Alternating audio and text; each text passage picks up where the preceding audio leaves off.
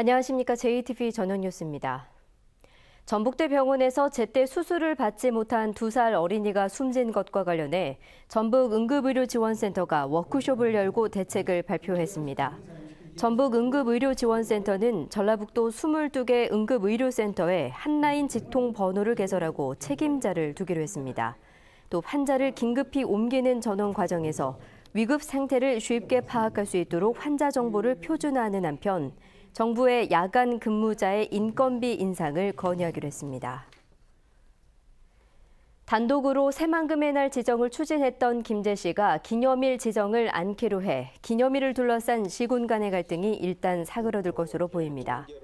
김재 씨는 군산시와 부안군 등의 반발을 고려해 올해 새만금의 날을 지정하지 않는 대신 내년부터 새만금을 주제로 김재 시민의 날 행사를 열기로 했다고 밝혔습니다. 이에 대해 군산시와 부안군은 김재 씨 단독으로 새만금의 날 지정을 추진하는 것은 바람직하지 않다며 국가 차원의 기념일 지정이 필요하다는 입장을 밝혔습니다. 교육부가 내년도 전북교육청의 지방교육재정교부금에서 누리과정목 762억 원을 삭감하기로 한 것과 관련해 전북도 의회 내부에서 책임론을 놓고 내부 갈등이 이어지고 있습니다. 전북도 의회 교육위원회 장명식 위원장은 기자회견을 열고 김승환 교육감이 소신을 지킨다는 이유로 762억 원의 예산을 편성하지 않아 전북교육청이 재정 손실을 입게 됐다며 김 교육감의 책임이라고 주장했습니다.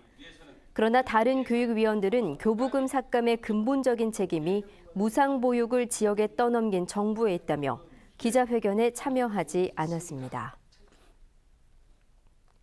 전라북도와 정부, 삼성그룹이 참여하는 이른바 3자 협의체 구성이 힘들 것으로 보입니다. 새만금개발청은 삼성의 새만금 투자를 유도하기 위해 3자 협의체 구성을 제안했지만 정부와 전라북도가 부정적인 데다 삼성마저 투자 의지를 보이지 않아 협의체 구성이 무산될 것으로 예상됩니다. 특히 삼성은 지난 24일에 열린 전북 국회의원들과 간담회 자리에서 대체 투자를 전혀 언급하지 않아 3자 협의체 구성을 제안한 새만금개발청이 어떤 후속 대책을 내놓을지 주목됩니다. 전북의 재정 자립도가 다른 지역에 비해 여전히 낮은 것으로 나타났습니다.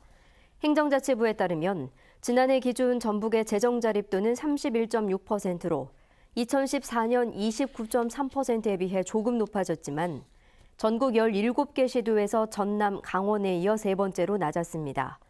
지난해 예산 대비 채무 비율은 9.72%로 2014년 9.95%에 비해 조금 낮아졌습니다. 부정청탁금지법, 이른바 김영란법이 시행된 뒤 우려한 대로 농축수산물 분야 소비가 크게 줄었습니다. 전라북도가 김영란법이 시행된 지난달 28일을 앞뒤로 농축수산물 관련 업체 매출액을 분석한 결과 법이 시행된 뒤 매출액이 홍삼의 경우 36.8%로 줄었고 한우는 30%, 박대는 23.7%, 국화는 16.8% 각각 감소했습니다. 전라북도는 당분간 소비 감소 추세가 이어질 것으로 보고 5만 원 미만 소포장재 개발과 유통비용 절감을 위한 시설 현대화 사업을 지원하기로 했습니다.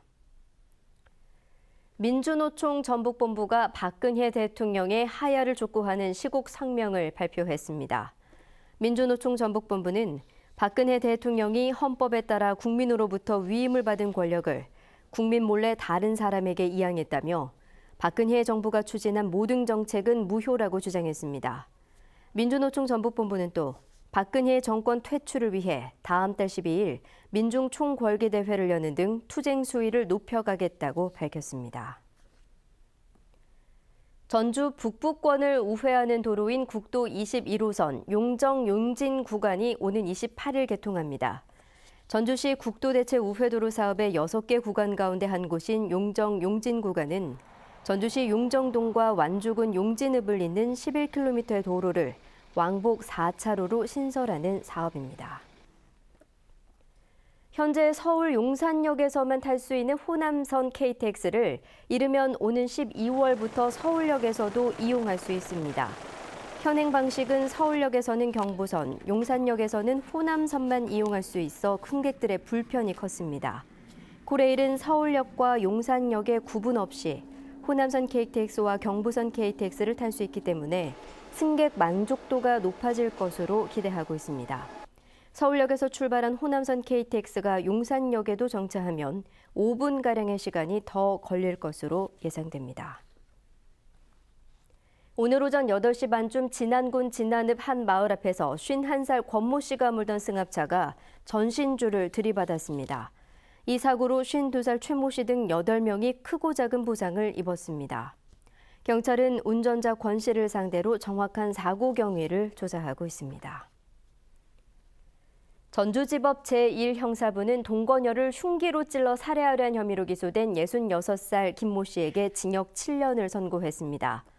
김 씨는 지난 5월 전주시 완산구에 있는 자신의 집에서 동거녀 44살 이모 씨와 돈 문제로 다투다 이 씨가 헤어질 것을 요구하자 이 씨를 흉기로 찔러 살해하려 한 혐의로 기소됐습니다.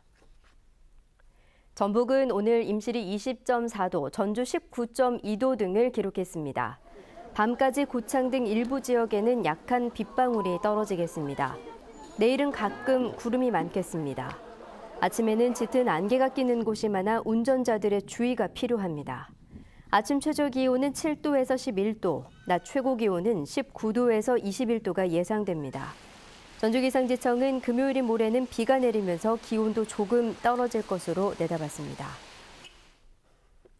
JTBC 8시 뉴스 예고입니다.